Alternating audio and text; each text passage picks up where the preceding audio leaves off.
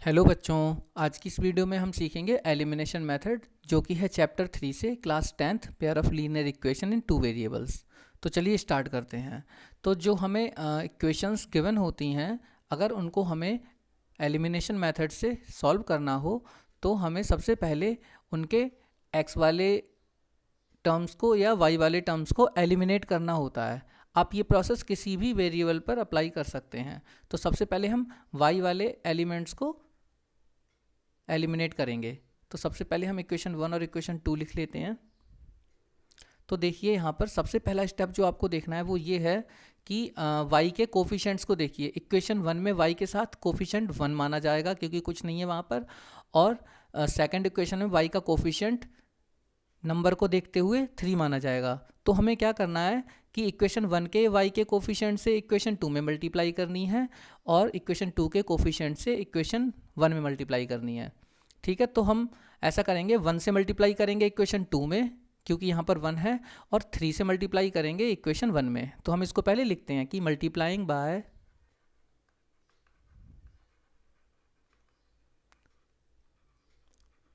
1 in equation 2 and by 3 in equation 1। ठीक है, तो चलिए मल्टीप्लाई करते हैं। तो पहले हम इसको लिख दे रहे हैं इस तरह से, 3 मल्टीप्लाई ब्रैकेट में पूरी इक्वेशन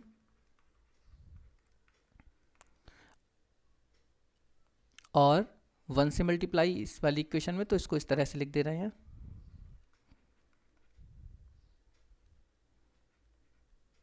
ठीक है, अब हम मल्टीप्लाई करते हैं तो हमें मिलेगा 3x plus 3y is equal to 15। इसे हम इक्वेशन 3 का नाम दे दे रहे हैं।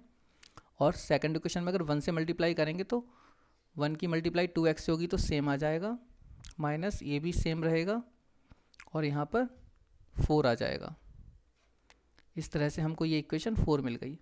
ये दोनों इक्वेशन मिलने के बाद आप यहाँ पर देखिए कि जो y वाले टर्म्स हैं वो इक्वल हो गए हैं, 3y और 3y है, लेकिन इन दोनों के साइन क्या हैं, डिफरेंट हैं, एक पॉजिटिव है और एक नेगेटिव है। तो यहाँ पर दूसरा स्टेप जो हमें ध्यान रखना है वो ये है कि पहला case, if signs are different then subtract then add and if signs are same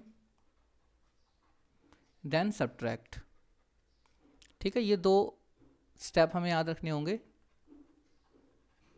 ठीक है, तो यहाँ पर हमारे साइन डिफरेंट है तो हम क्या करेंगे, इनको ऐड करेंगे। तो हम इन दोनों इक्वेशंस को क्या कर रहे हैं, एडिंग। तो यहाँ पे लिख दे रहे हैं हम एडिंग लिखते ही हम अगर ऐड करेंगे तो 3x और 2x हो जाएगा 5x, और ये दोनों कैंसिल हो जाएंगे क्योंकि ऑपोजिट साइन के सेम हैं, और यहाँ पर हमें मिलेगा 19। तो इस तरह से x की वैल्यू हमें मिल जाएगी, x इज इक्वल टू 19/5। अब हमें x की वैल्यू मिल चुकी है। अब इस x की वैल्यू को चाहे इक्वेशन 1 में रख दें चाहे इक्वेशन 2 में रख दें, हमें y की वैल्यू मिल जाएगी। तो लिखेंगे पुटिंग the value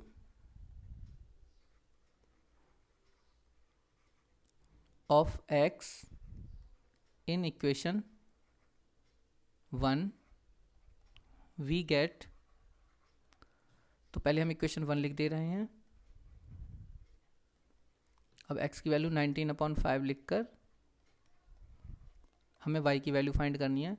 तो y is equal to 5 minus 19/5, 5 की हम 5 में मल्टीप्लाई करेंगे और 19 को सब्ट्रैक्ट कर देंगे। तो इस तरह से हमको y की जो वैल्यू मिलेगी 6/5 मिल जाएगी। तो ये हमको y की वैल्यू मिल गई। तो इस तरह से हमने x और y दोनों की वैल्यू निकाल ली। तो ये मेथड कहलाता है एलिमिनेशन मेथड। आइए अब हम दूसरा क्वेश्चन करते हैं। इस क्वेश्चन में हम x के जो टर्म्स हैं उनको एलिमिनेट करेंगे। तो इक्वेशन नंबर 1 और इक्वेशन नंबर 2, तो यहाँ पर फिर से वही लिखना है, जो इक्वेशन 2 का कोफिशिएंट है x का उससे हम इक्वेशन 1 में मल्टीप्लाई करेंगे, और जो इक्वेशन 1 में x का कोफिशिएंट है उससे हम इक्वेशन 2 में मल्टीप्लाई करेंगे। यानी कि इक्वेशन 1 में मल्टीप्लाई करनी है हमको 2 से, एंड इक्वेशन 2 में मल्टीप्लाई करनी है हमको 3 से। लेकिन आपको पूरा स्टेटमेंट लिखना होगा जैसे मैंने लास्ट क्वेश्चन में लिखा है। तो चलिए मल्टीप्लाई करते हैं। इक्वेशन 1 में मल्टीप्लाई करनी है हमें 2 से, तो 2 और ब्रैकेट में इक्वेशन लिख दे रहे हैं, और इसी तरह 3 से मल्टीप्लाई कर रहे हैं हम सेकंड इक्वेशन में।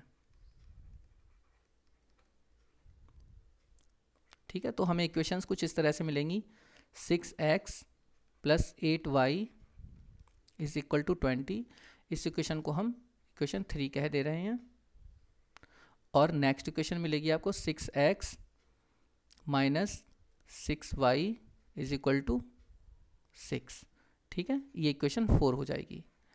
अब यहाँ पर देखिए जो x की कोफिशिएंट और टर्म्स हैं वो सेम तो हैं, इक्वल, बट इनके साइन क्या है, ये भी पॉजिटिव है और ये भी पॉजिटिव है।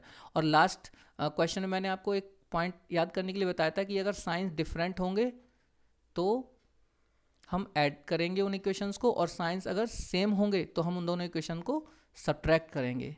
ठीक है, तो सेम साइन सब्ट्रैक्ट, ऐसे भी याद कर सकते हैं कि सेम साइन हो, सेम साइन सब्ट्रैक्ट, इस तरह से भी हम याद रख सकते हैं एस से।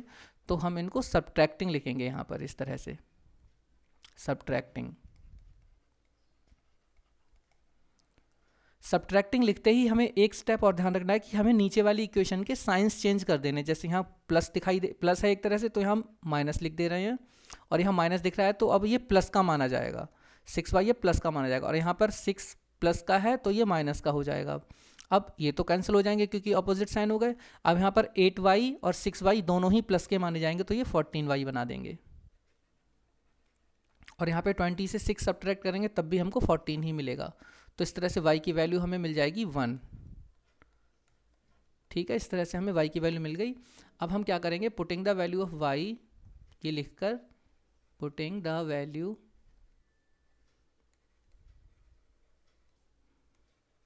of y in equation 1 we get, तो हम इक्वेशन 1 लिख लेते हैं सबसे पहले। 3x plus 4y is equal to 10, और 3x की जगह हमें 1 पुट कर, सॉरी y की जगह हमें 1 पुट करना है। तो 3x plus 4 into 1 is equal to 10, तो 3x plus 4 is equal to 10, तो 3x इज इक्वल टू, और इस तरह से हमें x की वैल्यू भी मिल गई 2। तो हमें x की वैल्यू भी मिल चुकी है और y की वैल्यू भी मिल चुकी थी। तो हम इसको फाइनली भी लिख सकते हैं इस तरह से कि x इज इक्वल टू 2 और y is equal to 1 are the solutions for the equation. तो ये मेथड था आपका एलिमिनेशन मेथड। आई होप आपको ये वीडियो समझ में आई होगी और क्वेश्चंस। Thank you.